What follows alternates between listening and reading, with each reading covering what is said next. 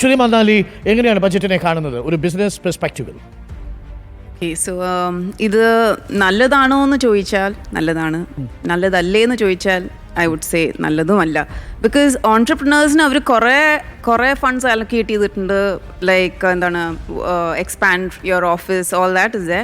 പക്ഷേ വിമൻ ഓൺട്രപ്രണേഴ്സിന് സർ ഒന്നും പറഞ്ഞിട്ടില്ല. At least with all the ladies അവരുടെ unemployment still at a very alarming low rate.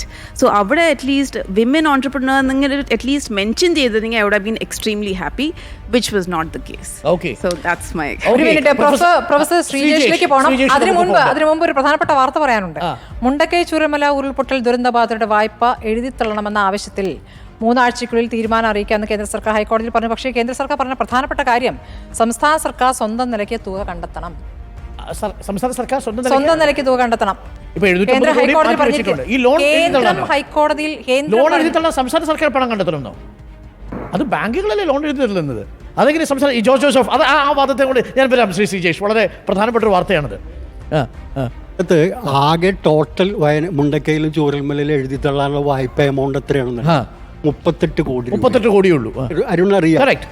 ആ 38 കേരള ബാങ്ക് എഴുതി തള്ളിക്കഴിഞ്ഞു. കൊടുത്തു കഴിഞ്ഞു.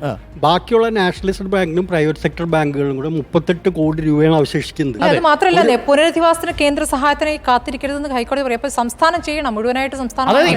അപ്പോൾ ആ 38 കോടി രൂപ റൈറ്റ് ഓഫ് ചെയ്യാൻ എങ്ങനെയാണ് അത് ബാങ്കുകളോട് പറയാനുള്ള ഒരു ഇത് ഇച്ഛാശക്തി പോലും കേന്ദ്ര സർക്കാരിന് ഇല്ല എന്നുള്ളത് ആലോചിക്കണം.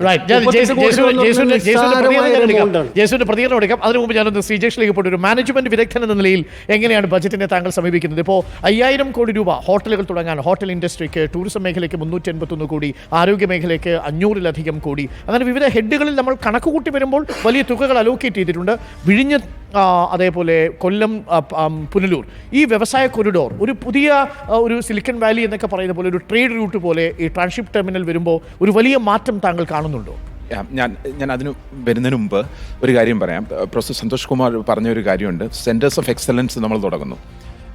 അടുത്തൊരു കണക്റ്റിംഗ് പോയിന്റ് എന്ന് പറഞ്ഞാൽ സെൻറ്റേഴ്സ് ഓഫ് എക്സലൻസ് തുടങ്ങുമ്പോൾ വീടുകൾ ഒഴിവാവുന്നു. അപ്പോൾ എന്തെന്ന് പറഞ്ഞാൽ പല വീടുകളും ഒഴിവാകുന്നു. സെൻറ്റേഴ്സ് ഓഫ് എക്സലൻസ് വഴി ആൾ എഡ്യൂക്കേറ്റ് ചെയ്യുന്നു. യങ്സ്റ്റേഴ്സ് ഇവിടുന്ന് പുറകോട്ട് പോയി ബ്രെയിൻ ഡ്രെയിൻ ഉണ്ടാവുന്നു. ഈ ബ്രെയിൻ ഡ്രെയിൻ ഉണ്ടാകുമ്പോൾ എന്താ പറ്റുന്നതെന്ന് വെച്ചാൽ കുട്ടികൾ പുറത്തു പോകുന്നു, വീണ്ടും വിദ്യാഭ്യാസം എടുക്കുന്നു, അവിടുന്ന് തിരിച്ചു വരുന്നു, ഇവിടുത്തെ വീടുകൾ ഒഴിവാകുന്നു. അപ്പോൾ മന്ത്രി ഇവിടെ പറഞ്ഞൊരു കാര്യം എന്ന് പറഞ്ഞു കഴിഞ്ഞാൽ എക്സലൻസ് കൊടുക്കൂ, ഡ്രെയിൻ ഉണ്ടാക്കൂ, കുട്ടികൾ പുറത്തേക്ക് പോകൂ, നിങ്ങളുടെ വീടുകൾ ഒഴിവാക്കൂ. ഇതാണ് പറഞ്ഞൊരു ഫിലോസഫി. പക്ഷേ ഇവരെ ആരും തന്നെ റീറ്റെയിൻ ചെയ്യാൻ വേണ്ടി നമ്മൾ ആരും തന്നെ ഒരു എഫേർട്ടും എടുക്കുന്നില്ല. ഈ ബജറ്റിൽ ഒരു പ്രോമിസും യങ്സ്റ്റേഴ്സിന് വേണ്ടിയിട്ട് എവിടെ എന്തിനു വേണ്ടി എങ്ങനെ സ്റ്റാർട്ടപ്പ് തുടങ്ങും, അല്ലെങ്കിൽ ഏത് രീതിയിൽ തുടങ്ങാം, അല്ലെങ്കിൽ എവരെ എങ്ങനെ മോണിറ്റർ ചെയ്യാം, എങ്ങനെ സക്സസ്ഫുൾ ആക്കി കൊണ്ടുവരാം, ഈ ഒരു ഫോക്കസും ഈ ബജറ്റിൽ ഉണ്ടായിട്ടില്ല. സ്റ്റിൽ സ്റ്റാർട്ടപ്പിന്റെ കാര്യത്തിൽ കേരളം നമ്പർ 1 ആണെന്ന് നീതി ആയോഗ് പറയുന്നു. പക്ഷെ നോക്കൂ, അൺഎംപ്ലോയ്മെന്റിന്റെ കാര്യത്തിൽ നോക്കൂ.